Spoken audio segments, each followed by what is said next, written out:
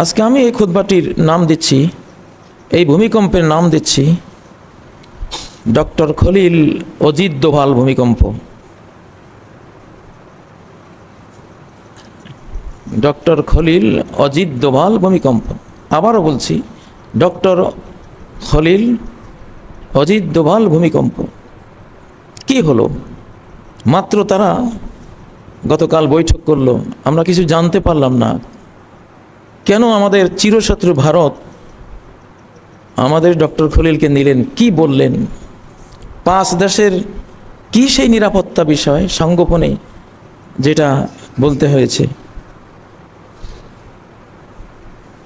ভূমিকম্প সেটা প্রকাশ করে দিল, তারা প্রকাশ করেনি। কিন্তু এই ভূমিকম্প ডক্টর খলিল অজিত দোভালের মাঝে কি কথা হয়েছে অনেকটাই